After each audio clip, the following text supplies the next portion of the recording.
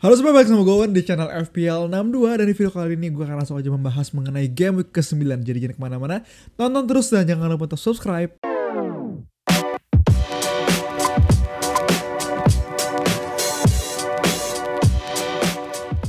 Halo semua, apa kabar? Abis dari international break dan pastinya udah cukup panjang ya kita break dari FPL. Dan sekarang saatnya kita udah mulai susun-susun lagi nih. Jadi pastinya gue juga udah lumayan lupa-lupa inget apa yang terjadi di game ke-8 kemarin. Karena gue juga jujur aja break ya dari FPL, gue nggak buka-buka webnya dan gak buka appnya juga gitu dari untuk FPL gue sendiri.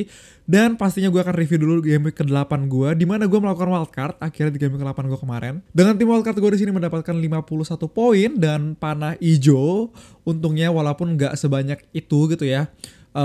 Karena bisa dibilang salah kapten ya, kapten gue blank. Dan opsi kapten lainnya yang bisa dibilang juga cukup banyak orang kaptenin adalah Salah. Dan cukup jauh ya, 30 poin dibandingkan dengan 6 poin jika kapten Son dan juga kapten Salah. Sehingga bisa dibilang ini agak sedikit nahan panah hijau gue. Cuma overall gue cukup happy dengan tim gue, dimana dari tim gue sendiri kalau kalian lihat di sini yang nggak blank ada Udogie, Neto, Maddison dan juga Salah beserta Watkins ya. Dan kalau gue melihat lagi dari pertandingannya sendiri, kalau kalian lihat di sini Tottenham menang 1-0 doang lawan Luton, ketahan kartu merah ya menurut gue, dimana 10 menit awal itu Tottenham gila banget dan banyak banget peluang yang harusnya bahkan Richarlison dapat gitu ya. Cuma gak efektif, gak efisien, sehingga dapat kartu merah Tottenham juga, sehingga cuma menang 1-0 doang kemarin, Maddison assist. Kemudian Burnley Chelsea, gue walaupun udah gak punya aset dari Chelsea lagi, pastinya ya Sterling nyetak banyak banget poin. Dan di sini kemarin Burnley lawan Chelsea 1-4, dimana Burnley nyetak gol duluan dan kemudian disusul dengan 4 gol, 3 gol di babak kedua. Jadi mungkin ini titik balik dari Chelsea juga gitu ya, beberapa pertandingan juga udah meraih kemenangan. Everton Bournemouth, Everton menang, gue nggak punya pemainnya. Brighton Liverpool di sini 2 sama, tapi Salah gila banget di pertandingan ini. Aston Villa Wolves di sini juga bisa dibilang pertandingannya bisa dibilang harusnya bisa mendapatkan banyak gol gitu ya. Cuma memang hasil akhir juga 1 sama. Kemudian pemain-pemain lainnya di sini gue punya pemain West Ham dan juga Newcastle 2 sama. Cuma kalau kalian lihat di sini dari segi FPL Bowen gue ngapa-ngapain, kemudian Burn gue juga clean sheet-nya hilang gitu kan, sehingga West Ham juga, sehingga ya gak maksimal. Dan juga Arsenal Manchester City yang Arsenal menang 1-0, sehingga Haaland juga mungkin ada yang kapten Haaland di sini cuma 2 poin gitu. Cuma overall gue cuma punya Haaland doang dari Manchester City, dan sisanya bench gue lagi-lagi gue nggak tahu kenapa sih, gue udah wildcard gitu ya, tapi bench gue tetap aja jelek.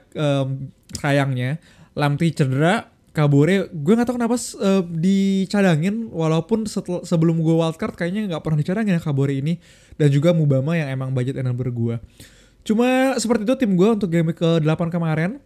Overall 51 poin, panah hijau. Dan untuk game week 9 harusnya tim gue masih bagus banget. Tapi sebelum itu gue akan lihat dulu opsi kapten di game week 9, karena menurut gue kapten di game week 9 ini opsinya banyak banget, semuanya menarik, dan pastinya ini bakal jadi penentu game week 9 kalian. Oke, di sini udah ada 3 pemain yang menurut gue bisa dijadikan opsi kapten untuk tim kalian, tim FPL kalian di game week ke-9. Yang pertama ada Haaland, Salah, dan juga ketiga ada Son. Nah, di sini gue gak ngurutin berdasar apa-apa, cuma kalau kalian dari data di sini, gue ambil beberapa data dari 3 pemain tersebut. Contohnya ada peluang diciptakan. Salah pastinya paling tinggi, disusul sama Son, dan juga terakhir Erling Haaland. Cuma ini juga bisa dibilang gak bisa jadi patokan juga, karena pastinya beda posisi semuanya. Mungkin Son, Salah mirip-mirip ya di sayap, cuma Son juga banyak di tengah. Ini karena gue ambil data dari 6 pertandingan terakhir, dan Son juga banyak banget berubah posisi ya, baik dari sayap kiri, juga pernah beberapa kali di striker, dan Salah selalu di posisi sayap kanannya, dan juga Erling Haaland di depan pastinya. Sehingga dari peluang diciptakan juga pastinya akan berbeda. Salah di sini paling tinggi. Tapi kalau kalian di sini dari goal attempt, pastinya Erling Haaland punya paling banyak peluang untuk mencetak gol gitu ya. Percobaan dalam mencetak gol, Erling Haaland disusul dengan Son, beda tipis sama Muhammad Salah dengan 18 goal attempts-nya. Kemudian untuk non penalty XG atau expected goals di luar penalti gitu ya, di sini Erling Haaland jauh lebih tinggi dibandingkan dua pemain lainnya. 5,3,7, sedangkan Salah sama Son ini cuma 2,6 dan juga 2,9. Sedangkan untuk XGI-nya Erling Haaland tetap nomor 1, tapi Muhammad Salah di sini menyusul Son, atau bisa dibilang lumayan jauh ya angkanya dari Son, 6 dibandingkan dengan 4 expected goals involvement. Dan pastinya di sini juga gue mau melihat tidak hanya dari data pemain itu sendiri, sedangkan gue juga mau melihat lawannya itu juga, karena ini menurut gue penting juga. Yang pertama di sini ada Manchester City yang akan menghadapi dengan Brighton di home. Brighton sendiri punya expected goal conceded yang cukup besar, 10,48, dan bisa dibilang ini 2 kali lipat dari lawannya Muhammad Salah yaitu Everton. Dan di sisi lain Muhammad Salah juga kick off-nya pertama, dan kita sering banget tahu juga Klopp beberapa kali komplain mengenai early kick off segala macam, dan Liverpool mungkin kalau dari secara data kurang bagus data secara early kick off-nya. Dan ditambah lagi Gandhi ya guys, kayak kalau kemarin kayak apa pembeda dari Son dan juga Salah ya, menurut gue sih Gandhi itu guys. Jadi jangan pernah kaptenin pemain yang bermain paling pertama di game tersebut gitu ya, karena ada kutukannya. Dan menurut gue itu kutukannya cukup, walaupun ya percaya nggak percaya ya, cuma itu sangat-sangat bisa dibilang cukup reliable ya di game FPL ini. Dan berikutnya selain dari Liverpool menghadapi Everton, juga ada Spurs yang menghadapi dengan Fulham. Dan ketiga pemain tersebut akan bermain home, sehingga pastinya menarik banget untuk semuanya. XGC atau expected goals conceded dari Fulham pun gak beda jauh dari Brighton itu sendiri, sehingga menarik juga, walaupun pastinya ada beberapa pertimbangan lain. Contohnya Son yang gue lihat ketika menghadapi dengan Vietnam kemarin di friendly match, dia agak sedikit ada niggle ya, gak nyaman ketika akhir pertandingan jalannya. Cuma pastinya kita juga harus menunggu dengan press conference dari masing-masing pelatih, melihat apakah ada yang kurang oke gitu secara performance fitnessnya. Tapi untuk sekarang kalau gue urutin adalah gue pastinya prefer Erling Haaland, kedua Salah, dan juga ketiga Son. Jadi itu dia adalah opsi kapten gue dan juga preferensi kapten gue. Dan berikutnya langsung aja kita bahas mengenai transfer plan gue di Game Week 9. Oke guys, jadi ini dia tim gue untuk Game Week 9, di mana gue belum melakukan transfer apapun, dan sepertinya gue juga nggak akan melakukan transfer apapun, sehingga gue akan roll kemungkinan besar dengan tim gue. Kalau kalian di sini oke ya, Areola di posisi kiper, Aston Villa lawannya away. Dan Burn, Crystal Palace di home, gue yakin sih, maksudnya punya peluang yang cukup tinggi untuk clean sheet. Kemudian Udogie, Fulham, home, clean sheet juga menurut gue. Cash, Aston Villa yang agak sedikit tricky sih ya, ini melawan West Ham United di home. Kemudian di sisi midfield, gue juga lumayan pede.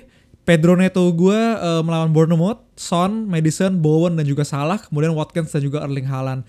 Di bench gue di sini gue punya Turner, yang bisa aja gue ganti pastinya, sehingga kiper gue nggak akan pakai Areola, gue akan pakai Turner melawan Luton gitu ya.